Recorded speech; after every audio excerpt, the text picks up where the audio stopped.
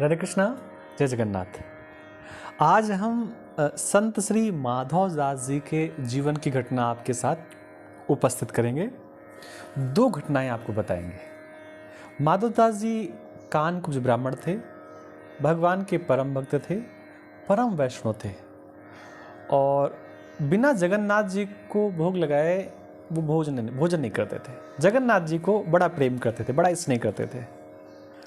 और सच मानिए, जब से हमने जगन्नाथ जी के दर्शन किए हैं, हमें भी बहुत उनके प्रति प्रेम तो पहले से ही था। कथाएं तो पहले सुनते थे, पूजन पाठ तो पहले से होता था, लेकिन दर्शन करने के बाद जो सुकून मिला, जो सुख मिला, वो सुख आज भी हृदय के कोने पे जब उनकी चर्चा होती है तो अपने आप खिल जाता है।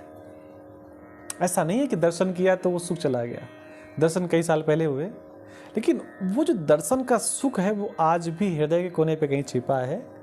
और जब जगन्नाथ जी की बात होती, कई बार आपने देखा होगा, मैं अपने कथा के प्रारंभ में जय जगन्नाथ कहता हूँ, वो इसीलिए क्योंकि वो बिना कहीं रह नहीं पाता। धर्म पत्नी के स्वर्गवास से धारने के बाद अकेले रहते, भगवान का भजन करते, समुद्र किनारे रहते जगन्नाथपुरी के आसपास, और इतना भजन करते कि भोजन की भी सुध कई बार नहीं रहती, भूल जाते भोजन के बारे में। एक दिन भोजन की व्यवस्था की नहीं तो भगवान ने सुभद्रा जी से कहा, देखिए जगन्नाथ में भगवान सुभद्रा जी के साथ है। सुभद्रा से कहा कि बहन, मेरा भक्त भूखा है और देखो मैं यहाँ पर 56 प्रकार के भोग खाता हूँ, रोज खाता हूँ। आप ऐसा करो ना, आप देवी हैं, जाइए और उन्हें भोजन करा करके आइए। अब सुभद्रा जी अलग से थाली कहाँ से लेती? तो जो वहाँ के पंडा लोगों के द्वारा थाली भगवान को अर्पण की गई थी, स्वर्ण की थाली पर जो भोजन अर्पण किया गया था, उसी स्वर्ण की थाली लेकर के सुभद्रा जी भगवान के परम भक्त माधव दास जी को भोजन कराने गई। अच्छा, माधव दास जी भगवान के नाम में लीन थे। सुभद्रा जी के मन में आया कि देखो, अगर मैं इनको जगाऊंगी भोजन के लिए तो इनका जो जगन्नाथ जी के से तारतम्य है, प्रेम है, टूट जाएगा, तार टूट जाएगा और ये अपराध होगा कि भक्त को भगवान की भक्ति से रोकना। तो उन्होंने थाली वहीं पर रख दी और वापस आप चली आई। कुछ देर बाद जब माधव दास जी की आंख खुली, होश आया, उन्होंने अपने सामने थाली देखी, भोग देखा, समझ गए कि ये माँ ने ही दिया है और भगवान की इच्छा से हमारे पास आया है। भोजन किया और फिर अपने कार्य पे लीन हो गए। प्रातः काल जब भगवान के पट खोले गए और जो भोजन की थाली रखी गई थी वो वहां थी नहीं। तो पूरी जगन्नाथपुरी में खोज होने लगी, थाली कहाँ गई, सोने की थाली कहाँ गई, भगवान की थाली कहाँ गई। समुद्र के किनारे गए तो मालूम पड़ा वो थाली माधव दास जी के निकट पड़ी हुई थी। माधव दास जी की बहुत पिटाई हुई, उन्हें चोर साबित कर दिया गया और वो थाली लेकर के पंडा लोग आ गए। रात के समय जब पंडा लोग सोए तो भगवान उनके सामने प्रकट हुए। भगवान की आंखों में आंसू थे, भगवान रो रहे थे। रोते हुए भगवान ने अपनी पीठ के छाले उन पंडा लोगों को दिखाया। पंडा लोगों ने पूछा, प्रभु ये सब कैसे? उन्होंने बताया, कल तुमने पीटा था ना, कल तुमने कोड़े बरसाए थे ना। पंडा पूरी बात समझ गए। प्रातःकाल उन्होंने माधव दास जी से क्षमा मांगी और माधव दास जी का भी कष्ट दूर हुआ, भगवान की भी पीड़ा दूर हुई। ये तो एक कहानी थी, इसमें कई कथाएं हैं इनके जीवन की, माधव दास जी की। एक कथा मैं और सुनाता हूं आपको, जो कथा में भी कई बार हमको कहने का मौका मिलता है। माधव दास जी ऐसे घूमते घूमते, विचरण करते करते समुद्र किनारे विचरण कर रहे थे तो अचानक उन्हें भगवान कृष्ण दिखाई दिए बाल स्वरूप में, लगभग 11 साल से कम के,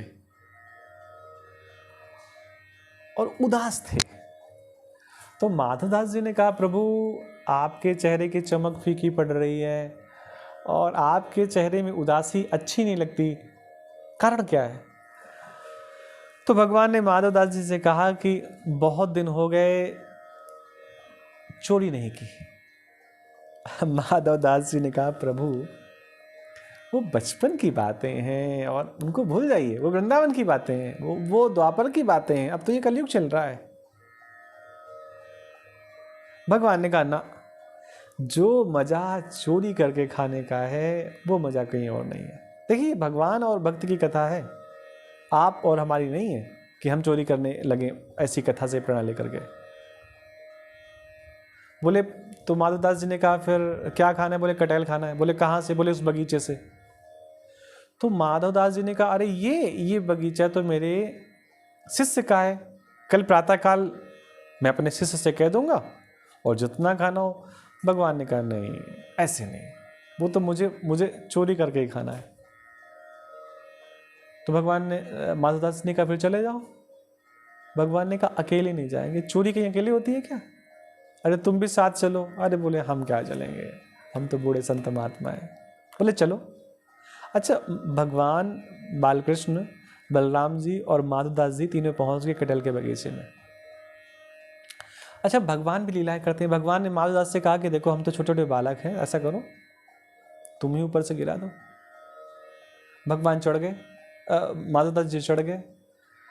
अब माधवदास जी को तो पता नहीं था, उन्होंने देखा अरे भगवान तो नीचे हैं और माधवदास जी ऊपर थे।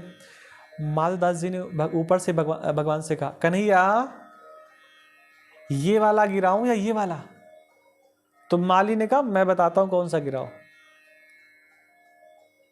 सब भग गए। भगवान ने बताया था कि चोरी करते समय धीरे बोला जाता है। अब माधवदास जी कौन चोर थे? ये वाला गिराऊं या ये वाला गिराऊं? कई बार बुलाया तो माली डंडा लेकर के आया, बोले मैं बताता हूं कौन सा गिराना है। अब माधवदास जी उतरे, पेड़ से उतर रहे थे। तो जब व्यक्ति पेड़ से उतरता है तो उसकी पीठ नीचे की ओर होती है, तो पैर से लेकर के पीठ तक मालियों ने भरपूर पिटाई की माधवदास जी की। अच्छा, जब माधवदास जी जमीन पर आ गए तो उन्होंने आसपास देखा। माली ने कहा कोई और भी था क्या? माधवदास जी को लगा भगवान का नाम लेना ठीक नहीं है। बोले कोई नहीं, मैं अकेले था। बोले नहीं, बोले देख तो रहा है कोई ना कोई था। बोले नहीं, मैं अकेले था। बहुत पिटाई हुई बगीचे से। जब पिटाई हुई उनको बांध लिया गया। उनको कोई पहचानता नहीं था। प्रातःकाल राजा के दरबार में पेश किया गया माधवदास जी को। माधवदास जी के हाथ बंधे हुए हैं। राजा ने देखा अरे गुरुजी के हाथ बंधे हुए हैं। अपने आसन से दौड़ करके आया, माधवदास जी को प्रणाम किया, चरणों पर गिर पड़ा, हाथ खुलवाए और पूछा कि गुरुजी ये सब कैसे हो गया? तो माधवदास जी ने कहा जो जैसा कर्म करता है उसको वैसा फल मिलता है। गुरुजी से भगवान, राजा ने कहा हाथ क्यों बंधे? बोले हाथ बंधने वाला काम क्या इसलिए बंधे हैं? पिटाई क्यों हुई? पिटाई करने वाला काम क्या इसलिए पिटाई हुई? मालियों को दंड देने की बात करने लगा राजा। तो माधवदास जी ने कहा राजा से कि राजन, इनको दंड मत दो, इन्होंने तो अच्छा काम किया। इन्हें जो करना चाहिए था वो इन्होंने किया। इन्होंने अपने कर्तव्य का पालन किया और इन्होंने अपने कर्तव्य का पालन किया है, इसलिए आप वो करो इनके साथ जिससे मैं प्रसन्न हो जाऊं। देखो, राजा भक्त था।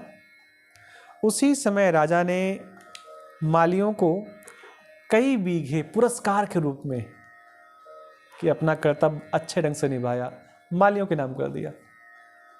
अच्छा, फिर धीरे से एकांत में राजा ने भगवान से पूछा, राजा ने महात्मा से पूछा कि गुरुजी आखिर आपको चोरी क्यों करनी पड़े? तो माधवदास जी ने राजा से कहा कि देखो, वो जो कन्हैया है ना, जो कृष्ण है ना, जो बाल गोपाल है ना, वो बिना चोरी के रह नहीं पाते। वही आए थे और उन्होंने कहा मुझे कटहल खाना है और इसी बगीचे से खाना है, क्योंकि राजा बगीचे के कटहल मुझको अर्पण नहीं करता है। राजा जब इस बात को उसने सुना कि भगवान ने ऐसी बात कही है, तो राजा का मन चिंतित हो गया। राजा ने उसी समय ताम पत्र मंगवाया। अपनी गलती का एहसास हुआ और जो पूरा का पूरा बगीचा था भगवान जगन्नाथ के नाम कर दिया, भगवान कृष्ण के नाम कर दिया, ठाकुर जी को अर्पण कर दिया। माधव दास जी के और भगवान के मध्य के ऐसे कई सारे प्रसंग हैं जो भक्तमाल में दिए हुए हैं। अभी तो मैंने इतना ही आपको श्रवण कराया है, आगे मैं और भी श्रवण कराऊंगा। देखिए इसकी श्रृंखला ऐसे लगातार चलती रहेगी। आपके सपोर्ट की हमें आवश्यकता है, तो आप इस चैनल से जुड़े रहिए, इसको सब्सक्राइब कर लीजिए और कमेंट जरूर करिए कि ये कथानक आपको कैसा लगा। हमें तो बहुत अच्छा लगा, इसलिए मैंने आपको सुनाया। आपको भी अच्छा लगेगा, आपको भी। जय जगन्नाथ, जय श्री राधा कृष्णा।